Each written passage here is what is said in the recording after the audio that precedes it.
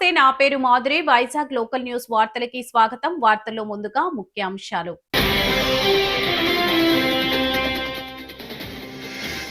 మంగళగిరిలో రెండో విడత ఇళ్ల పట్టాల పంపిణీ కార్యక్రమంలో పాల్గొన్న నారా లోకేష్.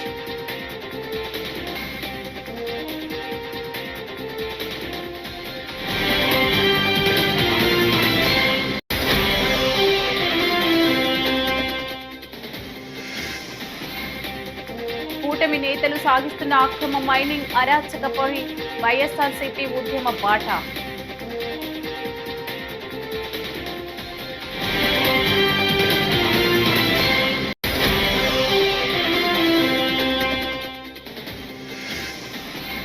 జీవో నెంబర్ 396కు వ్యతిరేకంగా దస్తావేజు లేఖలను చేపట్టిన రాష్ట్ర వ్యాప్త పెన్ హౌస్ ఆందోళన.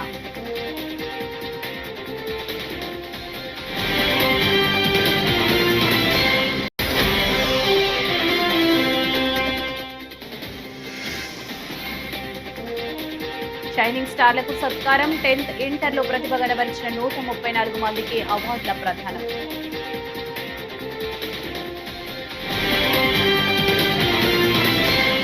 వార్తల్లో ముందుగా, తమ ప్రభుత్వంలో పేదల సొంతింటి కల సాకారం చేస్తామని ఆంధ్రప్రదేశ్ విద్యా ఐటీ శాఖల మంత్రి నారా లోకేష్ వ్యాఖ్యానించారు. మన ఇల్లు మన లోకేష్ పేరుతో మంగళగిరిలో మంగళవారం ఇళ్ల పట్టాలను పంపిణీ చేశారు. లోకేష్ చేతుల మీదుగా 3,000 మందికి ఇంటి పట్టాలు అందజేశారు.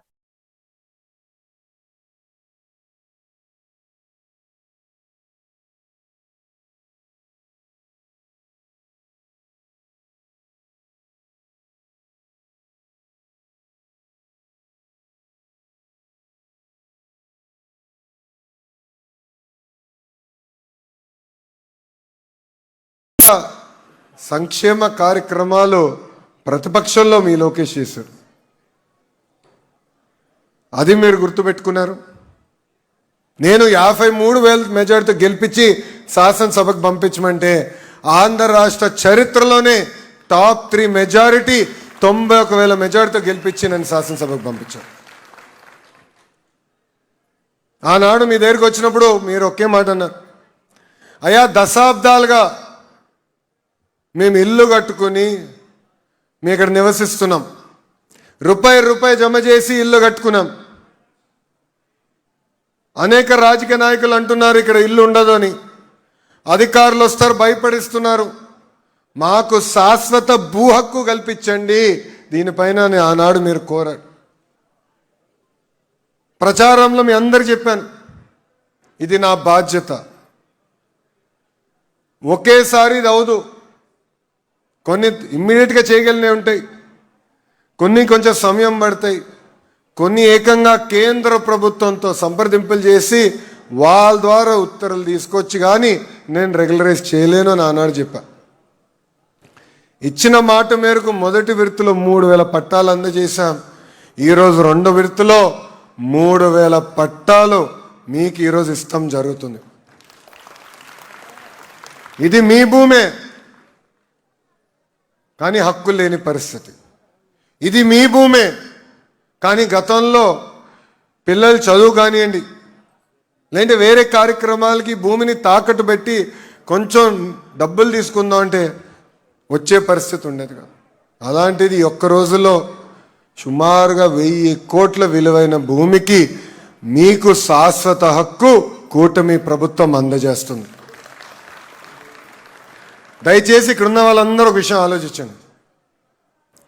మొదటి సంవత్సరంలో అధికారులందరూ ఇంటికి వచ్చారు, కొలతలు తీసుకున్నారు.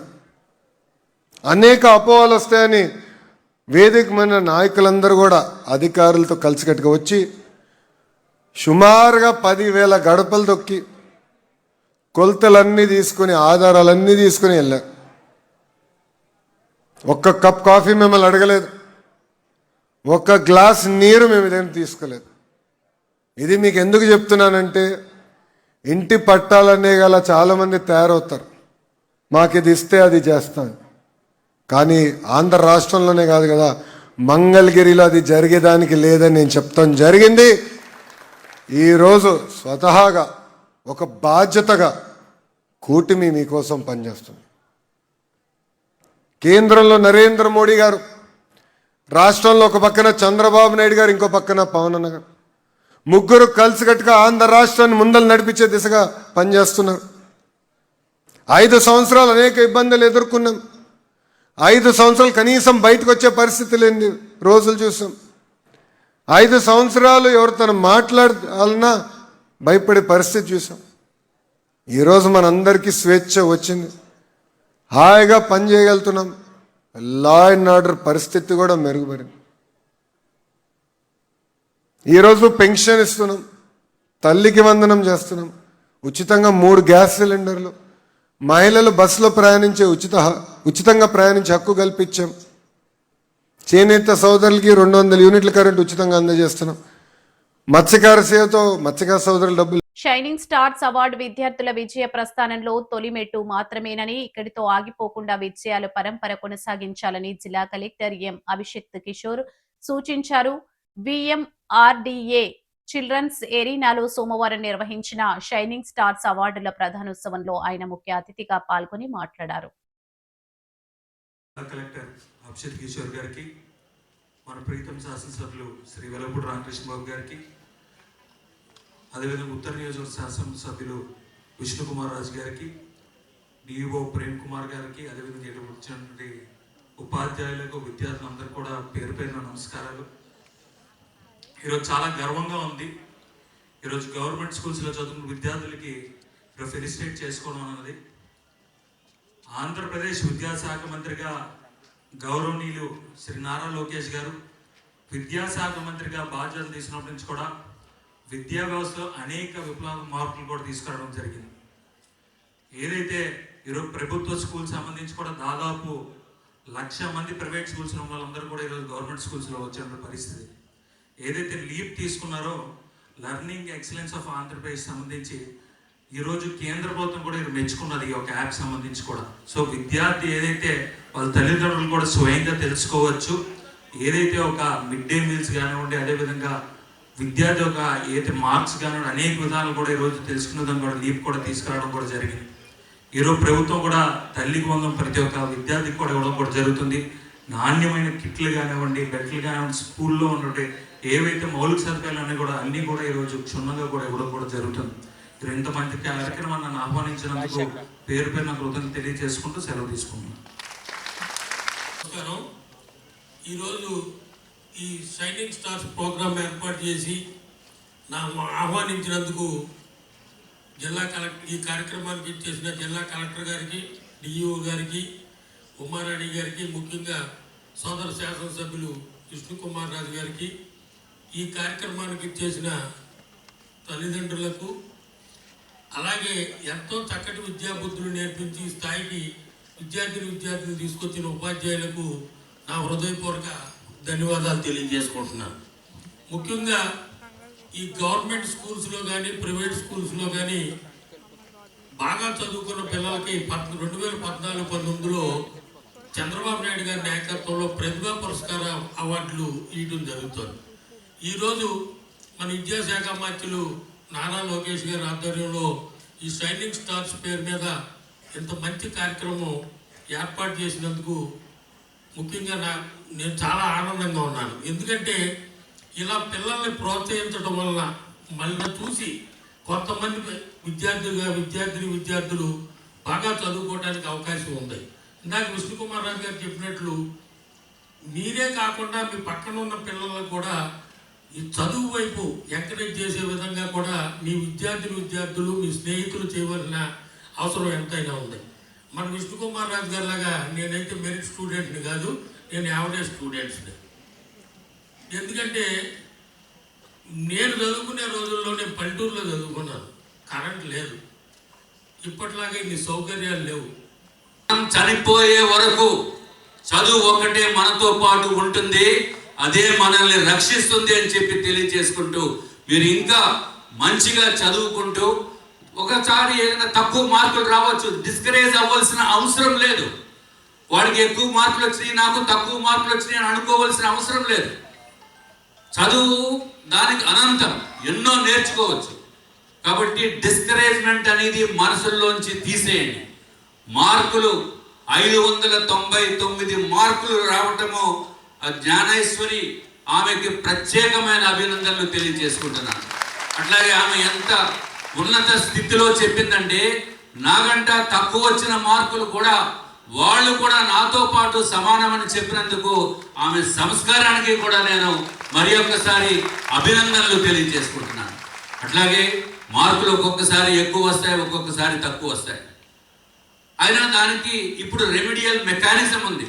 ఎన్ని మార్కులు వచ్చినాయా అనేది ముఖ్యము కాదు. జీవితంలో మనం ఉన్నత స్థితికి వెళ్ళాలంటే మన మనసు ప్రశాంతంగా ఉండాలి, మనం చేసే పనులు మంచివిగా ఉండాలి, మనకి ఈర్ష్య ద్వేషాలు పక్కన పెట్టాలి, కోప తాపాలని కూడా పక్కన పెట్టాలి, ఏకాగ్రతపై దృష్టి సాధించవలసిన అవసరం ఉంది అని చెప్పి తెలియజేసుకుంటూ నాకు ఈ అవకాశాన్ని ఇచ్చిన పెద్దల దువ్వాడ, తలారి, వాణిపాలెం టిడ్కో గృహాల లబ్ధిదారులకు వెంటనే ఇళ్ల తాళాలు అందజేయాలని సిపిఎం జిల్లా సహాయ కార్యదర్శి కసిరెడ్డి సత్యనారాయణ డిమాండ్ చేశారు. 2017 నుంచి 19లో ప్రధానమంత్రి ఆవాస్ యోజన కింద ఎంపికైన లబ్ధిదారుల ప్రభుత్వానికి చెల్లించాల్సిన మొత్తాన్ని పూర్తిగా చెల్లించినప్పటికీ దాదాపు 10 ఏళ్లు గడిచినా ఇల్లు అప్పగించలేదని విమర్శించారు.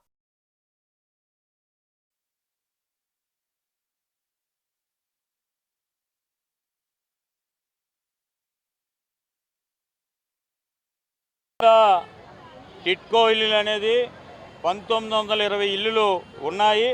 మరి దీనికి సంబంధించి కలెక్టర్ ఆఫీస్ నుంచి ఇక్కడ చూసుకుంటే 25 కిలోమీటర్ల దూరం అనేది ఉంది. ఆనాడు వీళ్ళంతా కూడా తూర్పు ఏదైతే ఉందో తూర్పు నియోజకవర్గంలో నివాసం ఉండేవారు.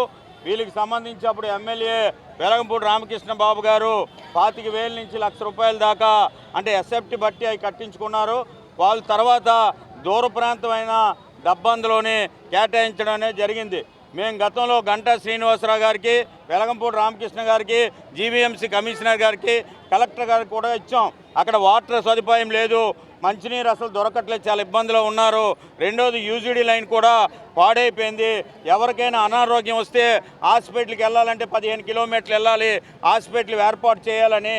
మరి అలాగే ఫోన్ ఏదైతే ఉందో ఫోన్ కూడా అక్కడ మరి కనీసం అనేది ఎవరైనా చనిపోయినా ఏ కార్యక్రమానికైనా ఫోన్ కూడా అందుబాటులో లేని పరిస్థితి అనేది ఉంది.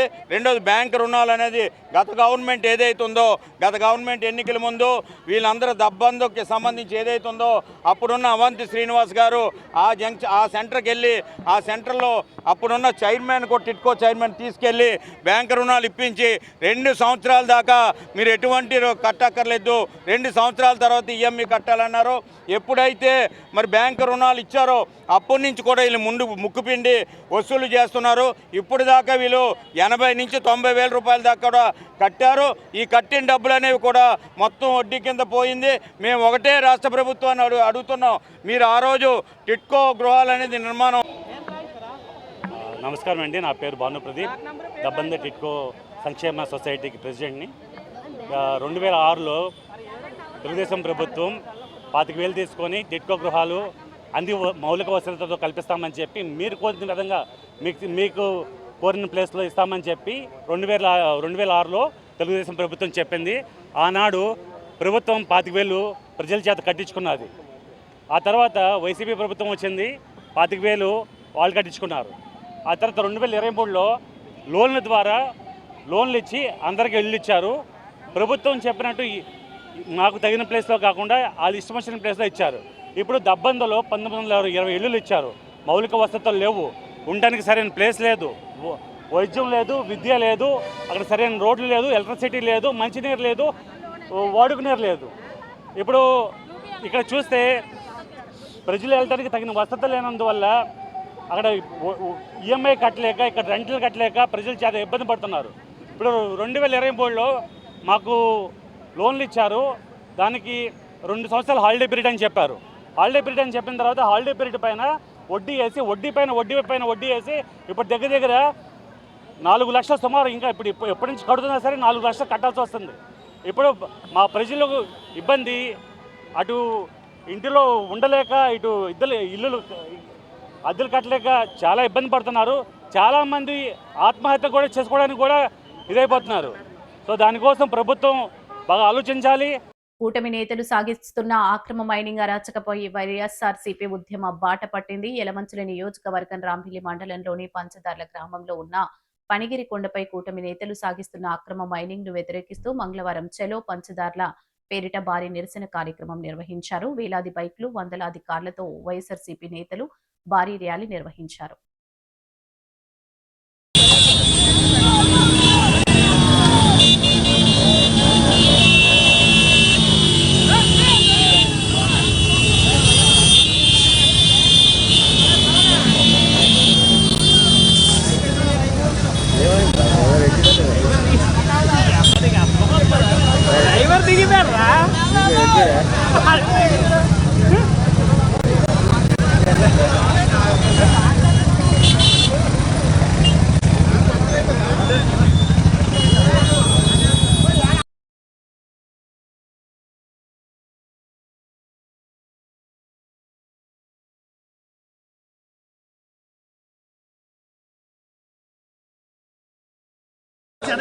అరే కనిపించలేదు రా రారా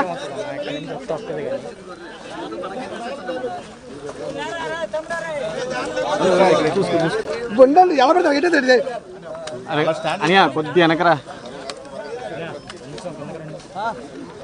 అనియా కొద్ది వెనక రావాలా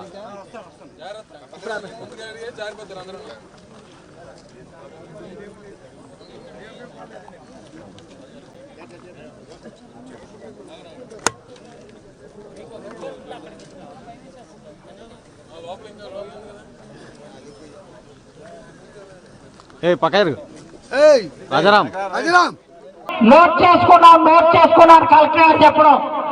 ఇక్కడ ఆర్టీఓ గారు నక్కపల్లిలో ఉన్నట్టు కొత్తగా వచ్చినటువంటి ఆర్టీఓ, అనకాపల్లి ఇన్ఛార్జిగా ఉన్నటువంటి ఆర్టీఓ, నర్సీపట్నం ఇన్ఛార్జిగా ఉండి ఈరోజు నక్కపల్లి ఆర్టీఓ ఉన్నటువంటి ఆర్టీఓ గారు చెప్తే నేను ఎంఆర్ఓ గారు చెప్పానని అంటారు.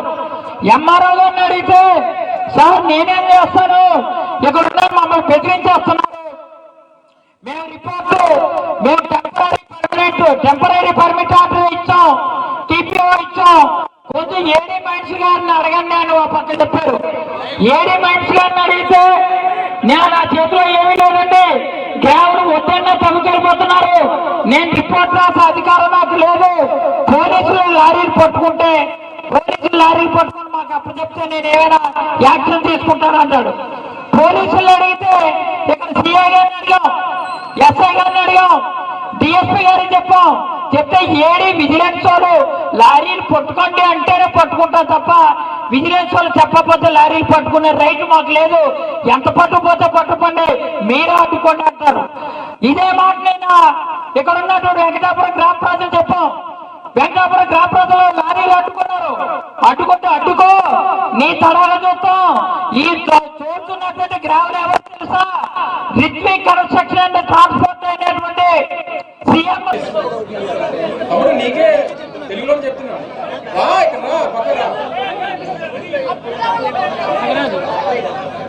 నాగరాజు నేటి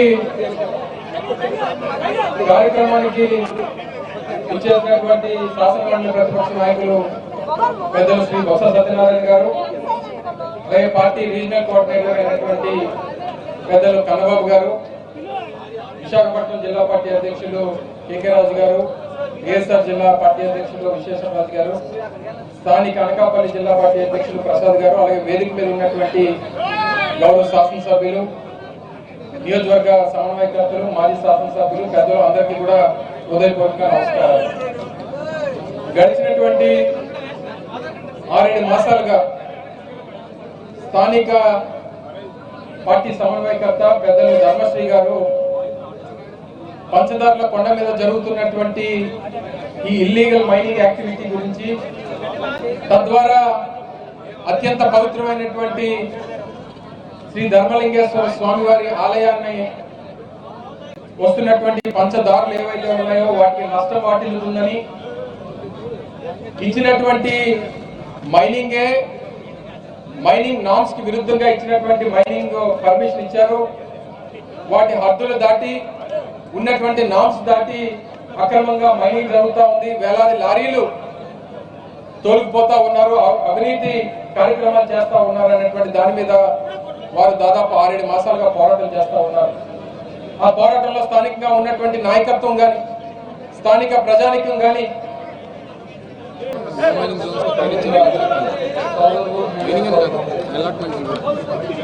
ఈరోజు ఈ కార్యక్రమం ఇది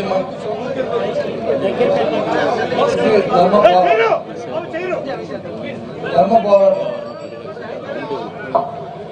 ఏంటి ధర్మ పోరాటం అనే విషయాన్ని ధర్మశ్రీ గారు, ప్రసాద్, అలాగే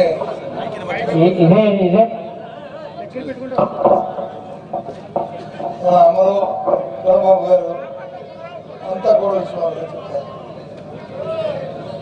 ఇవాళ మనం ఇక్కడ వచ్చాం. ఎందుకు వచ్చాం? అక్కడ జరుగుతున్న ఏదైతే స్వామివారి ఆలయానికి వచ్చే పంచదారులు ఎన్నిసార్లు కూడా మూసివేసి దాన్ని దొంగలు చేస్తున్న ఏ సంస్థ ఉందో ఆ సంస్థ ఏ కార్యక్రమాలు చేస్తుందో చూద్దామని మాతో పాటు మీడియా అంతటి కూడా తీసుకొచ్చాం. ఎందుకు తీసుకొచ్చామంటే ఈ విషయం రాష్ట్ర ప్రధాని గారికి తెలియాలి.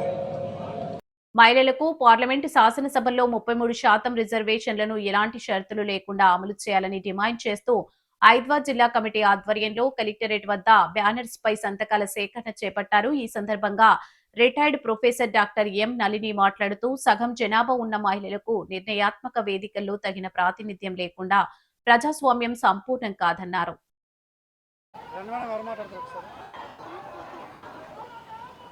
షరతు లేకుండా మహిళ 33% రిజర్వేషన్ అమలు చేయాలని మా డిమాండ్.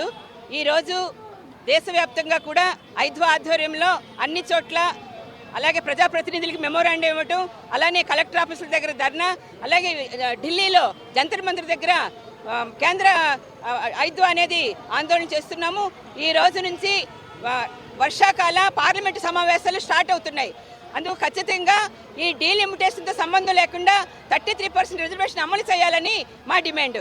ఇది 1996లోనే మన గీతా ముఖర్జీ గారు మహిళలకు రిజర్వేషన్ కావాలి, మహిళ చట్టసభల్లో ఉంటే దేశం బాగుంటుంది, వాళ్ళకి కుటుంబంలో సమస్యలు ఎట్లా తెలుస్తాయో అలాగే చట్టసభల్లో కూడా సమస్యలు తెలుస్తాయని చెప్పి ఆమె ప్రపోజల్ చేశారు.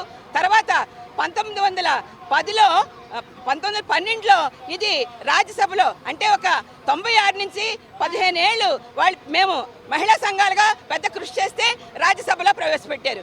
మేము ఇంక లోక్సభలోనే కదా ప్రవేశపెట్టాలి అయిపోతుందని ఆనందపడ్డాం. కానీ మళ్ళీ దాన్ని కూడా అక్కడ ఉన్న రాజకీయ నాయకులు నిర్వీర్యం చేశారు. తర్వాత మళ్ళీ ఇప్పుడు బీజేపీ పాలకులు వచ్చారు, వాళ్ళ గురించి తెలుసు మనువాదం, అందుకోసం మహిళలు చట్టసభలో ఉండకూడదని చెప్పి చట్టసభల్లో లేకపోవటం గురించి ఎప్పటి నుంచో ఉన్నటువంటి ఆలోచన రిజర్వేషన్ ద్వారా చట్టసభల్లో నిర్ణయాలు తీసుకునేటువంటి ఈ సంస్థల్లో రిజర్వేషన్ ద్వారా వాళ్ళకి ప్రాతినిధ్యం తగినంత స్థాయిలో కల్పించాలనేటువంటి ప్రయత్నము 73వ సవరణ నుంచి కూడా గట్టిగా మహిళా సంస్థలు, మహిళల అభివృద్ధి కోసం పాటుపడుతున్న వాళ్ళు అడుగుతూనే ఉన్నారు. 2023 సంవత్సరంలో సవరణ ద్వారా దానిని చట్టం చేశారు. అమల్లోకి తేవడమే ఇంకా ఆగి ఉన్నారు. అమలు చేసేయటము చాలా అవసరము. వివిధ దేశాల్లో మహిళల ప్రాతినిధ్యం స్థాయి ఇంకా ఎక్కువ ఉంది. మన దేశంలో చాలా వెనుకబడిపోయి ఉన్నాము. దానికి మరి ఇంకా ఏ విధమైనటువంటి అవసరము లేదు. ఉన్న చట్టం ద్వారా ఇప్పుడు దాన్ని అమల్లోకి తేవచ్చు. మరి ఇంకా ఎందుకు ఆగాలి అన్నది మహిళలందరి యొక్క ఆలోచన. అది అమల్లోకి తెచ్చేయడం చాలా అవసరము. వార్తలు ముగించే ముందు ముఖ్యాంశాలు మరోసారి. మంగళగిరిలో 2వ విడత ఇళ్ల పట్టాల పంపిణీ కార్యక్రమంలో పాల్గొన్న నారా లోకేష్.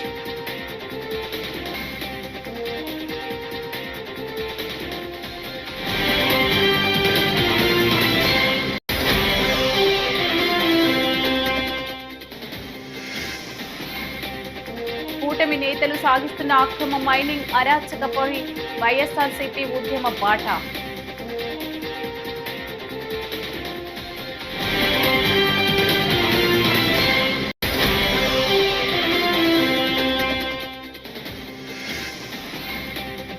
నంబర్ 396కు వ్యతిరేకంగా దస్తావేజు లేఖలను చేపట్టిన రాష్ట్ర వ్యాప్త పెన్ డౌన్ ఆందోళన.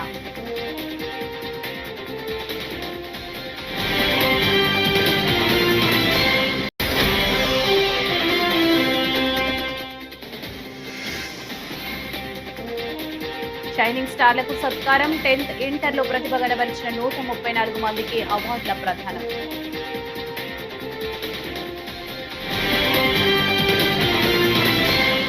ఈ వార్తలు ఇంతటితో సమాప్తం. తిరిగి మరో తాజా బులెటిన్లో కలుసుకుందాం. అంతవరకు సెలవు. నమస్కారం.